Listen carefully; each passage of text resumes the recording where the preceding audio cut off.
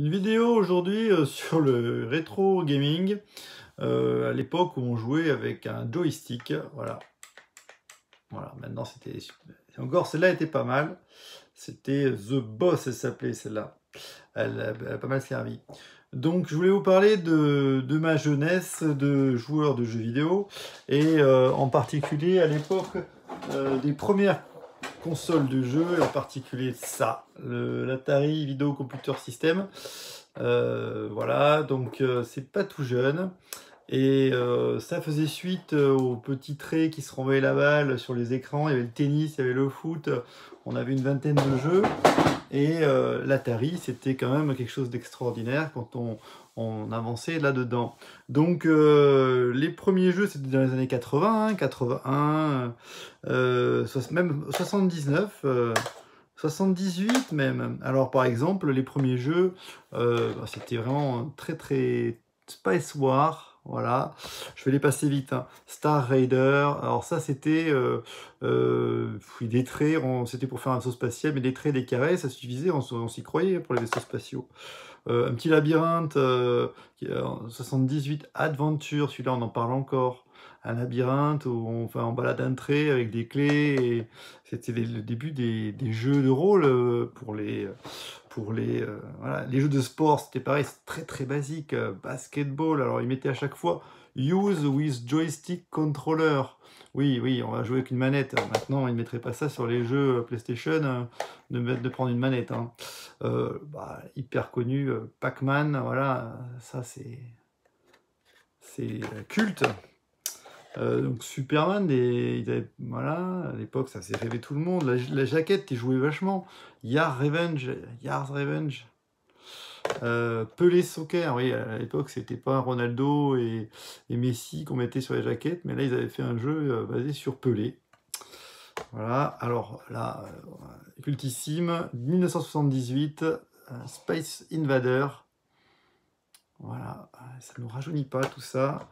Astéroïdes, on en parle encore, hein, il fallait dégommer des astéroïdes qui se scindaient en plusieurs morceaux, et le petit vaisseau qui baladait comme ça, tiré, et hop, les astéroïdes éclataient, et puis si on était touché, on était détruit.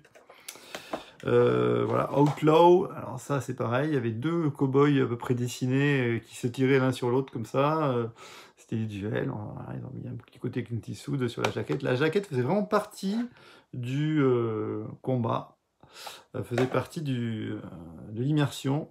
La maison hantée, fait peur. Après, ils avaient un petit peu amélioré la jaquette, et vous voyez, c'est beaucoup plus joli déjà. Les Aventuriers de l'Arche perdue, voilà, ça fait rêver complètement. Bon, le jeu était pas trop à la hauteur. 82. Vanguard, voilà, les vaisseaux spatiaux. Jungle Hunt. C'est Madeleine de Proust, ça doit rappeler des souvenirs aux gens. Phoenix. Pole Position, c'était très très connu. Voilà. Kangaroo. Dig Dug, alors Dig Dug c'est un 82, moi j'aimais bien. Il y a des monstres qui vous pourchassaient, il fallait les faire gonfler pour les faire exploser. On creusait. Dig Dug est pas mal joué. Just aussi j'aimais beaucoup. Alors on montait sur des autruches, on se rentrait dedans pour une sorte de tournoi de l'époque des chevaliers. Et le fameux E.T.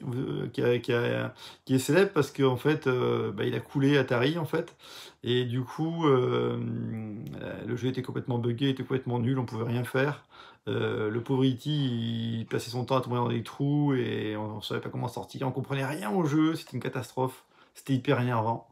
Et donc du coup, ils en ont enterré dans le désert, je sais plus quel désert aux États-Unis, des millions de cassettes pour éviter que les stocks soient trouvés, qu'on voit que c'était pas vendu, que c'était une catastrophe industrielle. Et ces jeux ont été retrouvés dans le désert, ils ont creusé et ils ont retrouvé des milliers ou des millions de boîtes de jeux E.T. Voilà. Le pire jeu de l'histoire peut-être des jeux.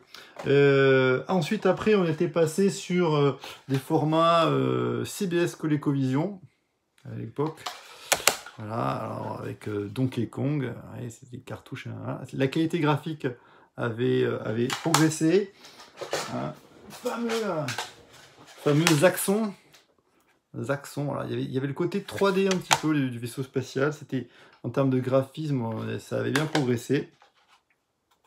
Voilà, je les passe pas tous. Il y a le jeu des Schtroumpfs qui était très sympa, qui était très joli. Donkey Kong, voilà, Venture, tous ces jeux-là. Et puis, il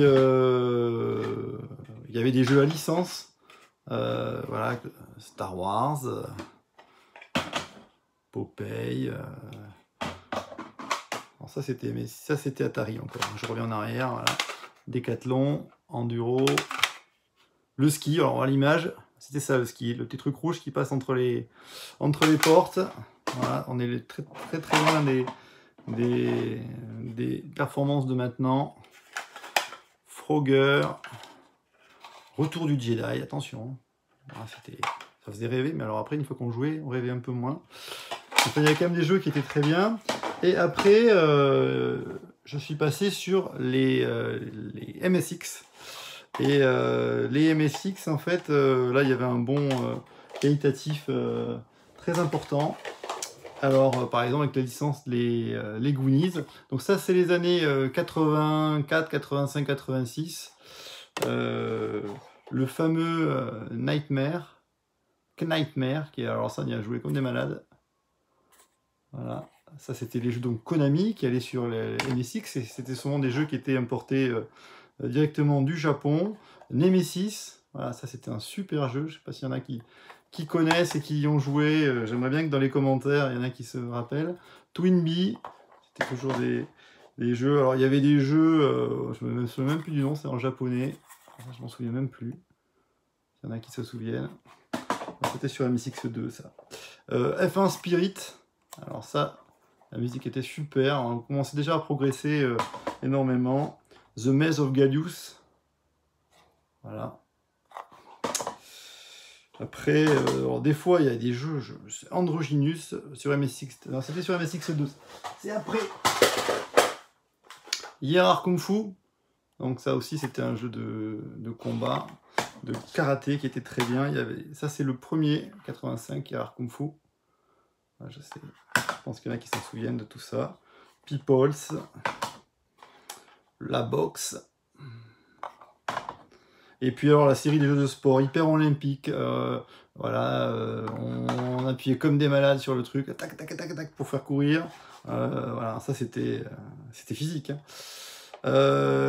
Nemesis 2, c'était super jeu. Voilà. Et puis après, il y avait les jeux d'MSX 2, puisqu'il y a une sortie de... Le MSX2 est sorti après, et alors il y avait des jeux absolument fabuleux.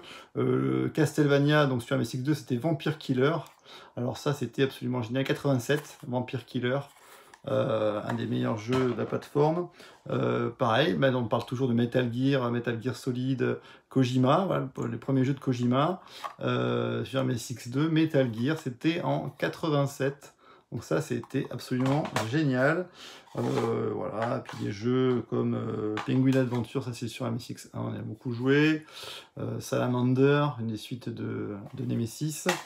Alors après, des fois, il y avait des... voilà, on commandait des jeux, on essayait d'avoir des jeux. Voilà, Rambo, par exemple, c'était en japonais. Il y avait pas mal de textes. Dès qu'il y avait des textes, on n'y comprenait rien. On essayait de jouer quand même. Il y a des jeux, je sais même plus ce que c'est. Je sais même pas si on a pu y jouer. Parce que, voilà, c'était impossible à cause du texte. Voilà, je me souviens très bien de King Kong 2, de Konami. Ça faisait rêver. Bon, on passait pas les deux premières images parce qu'après, c'était des textes en japonais. On n'y comprenait absolument rien. Donc, bon, c'était foutu. Donc, les jeux de rôle RPG tactical en japonais, comme celui-là, aucun souvenir, je ne sais même pas ce que c'était, on n'a pas pu y jouer. Voilà, donc ça c'était l'époque de l'Atari 2600, CBS ColecoVision, MSX, MSX2, et puis après, la plupart des gens sont passés sur du Amstrad avec des cassettes qu'il fallait loader pendant des heures, ou du Amstrad CPC 6128 où il y avait des disquettes, c'était quand même beaucoup plus rapide.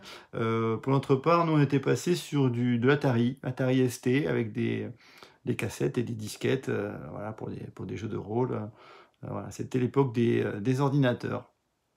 Les débuts du jeu vidéo, avant l'arrivée des consoles Sega et Nintendo à cartouche, et après l'avènement de la PlayStation, de Sony et de l'Xbox, de Microsoft. Voilà pour ces années un petit peu jeux vidéo, rétro gaming.